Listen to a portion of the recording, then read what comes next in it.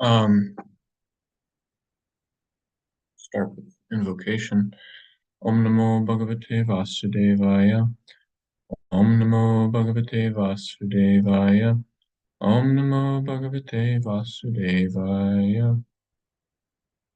Nashtakaya Shabadrishu Nityam Bhagavata Sevya Bhagavatyutma Shloke Bhaktir Bhavati Nashtaki Shrinvata Sakata Krishna Punya Shavana Kirtana Hridyantasto Hibadrani Vrinoti Suritsatam. Hare Krishna. So I'm not reading from Srimad Bhagavatam today. I'm just doing an overview of the chapter 31, which I believe is called the Movement of the Living Entities, if I'm not mistaken. And it's it's actually somewhat of a famous chapter because really there's two reasons it's a famous chapter. One of the main reasons is that uh, we get the prayers of the jiva in the womb of the mother. So there's a set of prayers which um, this jiva, special jiva, being stuck in the womb of the mother, um, he makes an appeal to the Lord, um, and we actually get some insight into that condition of what birth means. We hear Janma Mrityu, Jara Vyadi. There's some birth, death, old age, and disease. These are four kind of miserable conditions of transformation in the material body. And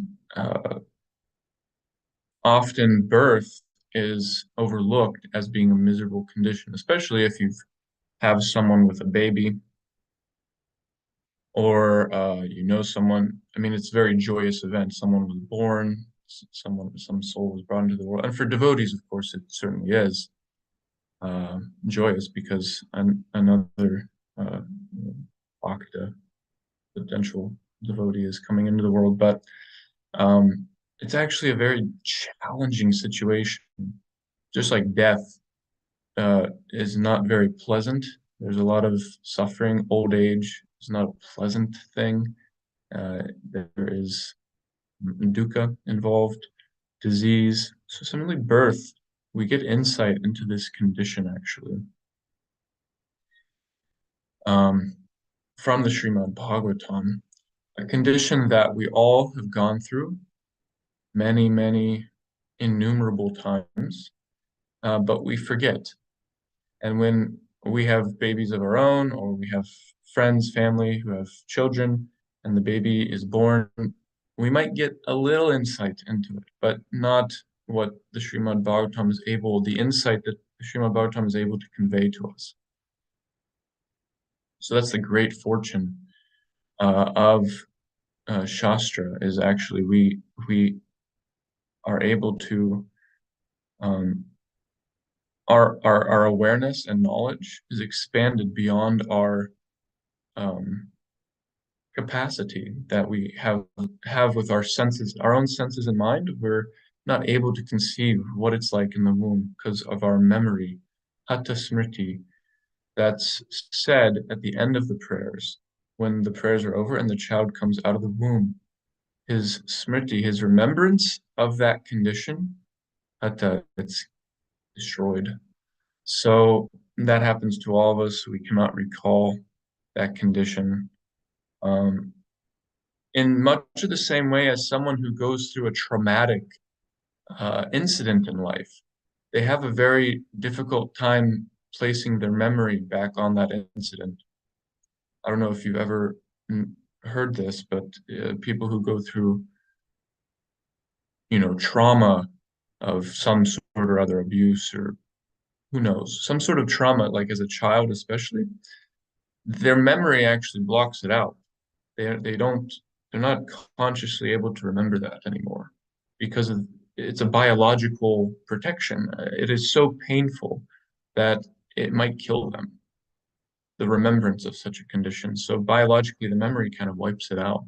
And sometimes through therapy, hypnosis, all sorts of things, people are able to actually revisit those memories and process them better. So it's such a traumatic thing that material nature actually wipes this memory out from the jiva. Otherwise, how could they possibly carry out their life of karma, their karmic debt in this body with that memory of trauma? Uh, it would be hard. It would be a very, very hard challenge. Everyone would be traumatized just from the birth experience, basically. So, essentially, Lord Kapiladev is describing the movement of the living entities. What is this process of samsara, the cycle of birth and death? The cycle of birth and death, he's starting with, I think in the previous chapter, he describes about some hellish conditions because the living entity who lives very impiously, they accumulate bad karma and they must go to the resultant reaction to that is going to Narakaloka, which is a place where there are hellish punishments. And when one is born again, uh, they it, actually I'm maybe mistaken. It could be in the next chapter. Is it described? I didn't check, but in any case, he's describing the cycle from front to back and how it's continuous. He's explaining that then they re-enter a womb, and he describes the birth process, something that we're already familiar with, of you know father semen and the mother's womb, and there's impregnation, and the child is actually starts forming from day one. And the Bhagavatam gives great insight into um, even just this biological condition. And the living entity is very crammed in there. There's one verse that describes how could a grown man would instantly faint. I think Srila Prabhupada mentions how a grown man, if he was put into such a condition, he would just die. He would faint unconscious and die. Because the baby is very uh, compact in the womb. If your whole neck was arched and you're in such an uncomfortable, twisted position and couldn't move, and um, the mother also eats foods that might be burning, like pungent things like chilies and garlics. Uh, when the mother eats, then the baby also is eating that, and it burns the baby in the womb, the fetus. So at a certain month, the baby becomes conscious. There is awareness and consciousness, and it's like coming out of a deep sleep, right? So death is like a deep sleep, and then being formed into this new, still forming body, the baby actually becomes conscious at a certain stage.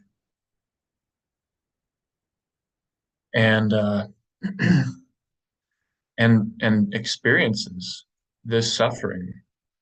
Again, that's kind of why the abortion thing is so I'm sure the Prabhupada speaks about it so much, and he equates it to murder, because at a certain point, actually from day one, the living entity is there.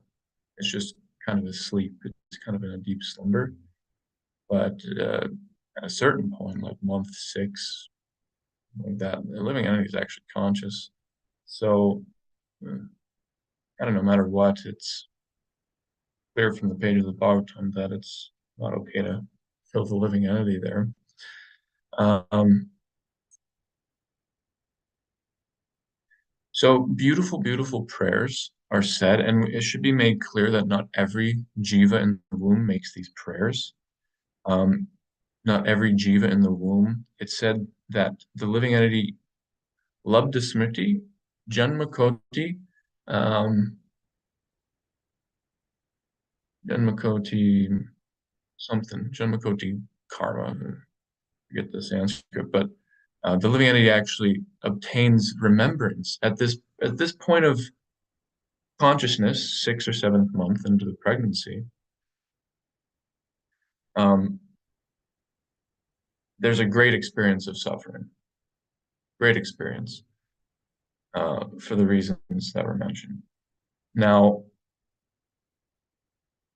the fortunate living entity, Daivat, by fortune, by Daiva, by fate, by special unique arrangement of fate, a certain living entity who has practiced bhakti or has practiced some sort of transcendentalism actually might get remembrance of their, oh yeah, it was Janma Shatta Koti, Janma Shatta something or other, that they actually might get remembrance of their past 100 lives. And by getting that remembrance, they they grieve. It says that the Bhagavatam says that they sigh deeply. They sigh for a long time.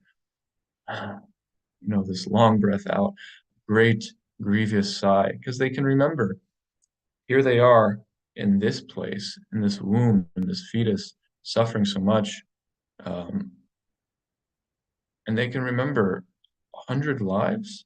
That's very, very, uh, in one sense, traumatic.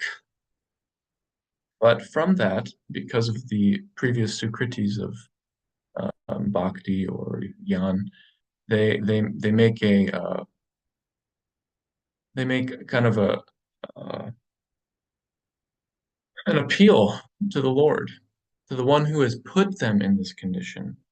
And there is such great humility born that I offer my respect to the one who has put me in this condition. So we get this in the Bhagavatam, the prayers of someone who's practiced some bhakti. And they're very special prayers. It was a pleasure to go through them, and I think in the next few weeks we will be going through them in minute detail.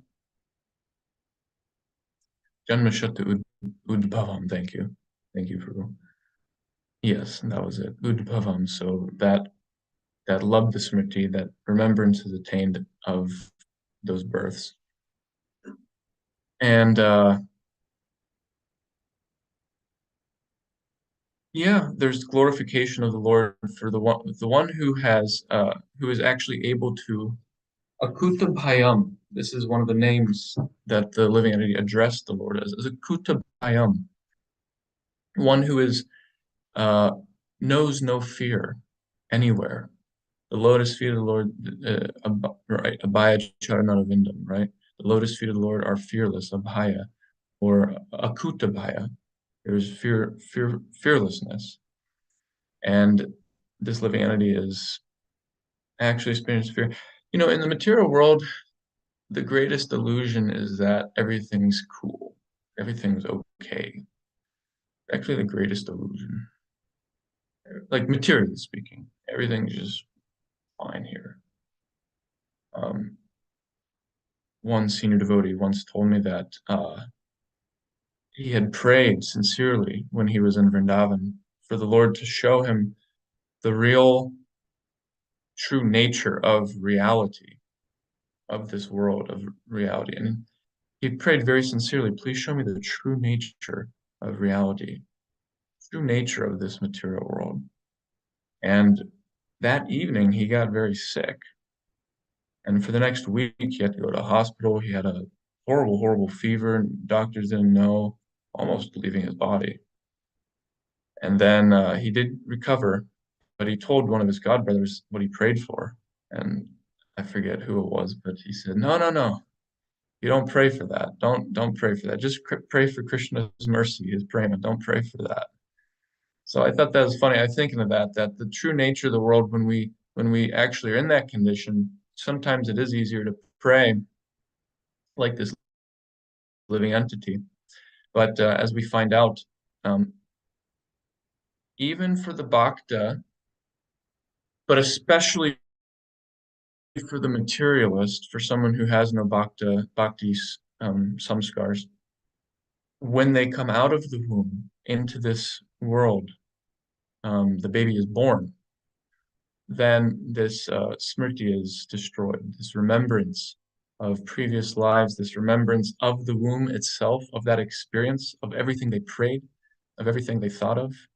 Again, this is for the bhakta, but um, even for the materialist who doesn't pray in the womb, they just suffer. They forget it. They forget the suffering, and then they move on with their life as a baby, as an infant, as a boy, as a youth, boy, girl, as a youth, um, and so is the cycle of birth and death. They forget. And Kapila Dev instructs Devahuti very clearly. If again this person, this jiva, commits impious activities, they do it all over again. They also have to get born again. So,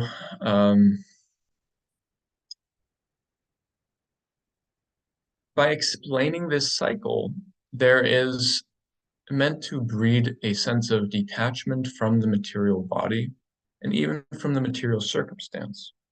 We can see that just as the living entity in the womb is moved by it's called apana, I think, the apana air.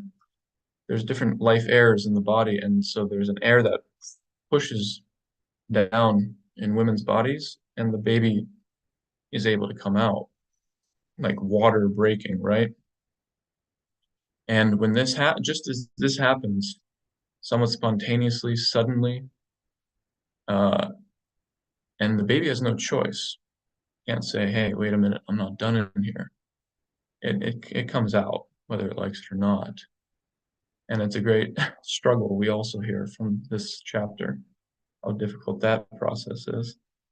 It's almost the baby's suffocating and can't get out, and it's not easy birth.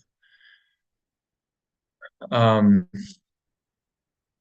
in a similar way, all of us are being pushed suddenly and uh, without stoppage by our karma into another circumstance, into another phase of life.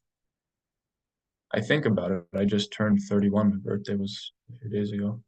And I thought how um, how when I was younger, when I was a boy, I thought of this age as being very old, very inconceivably distant.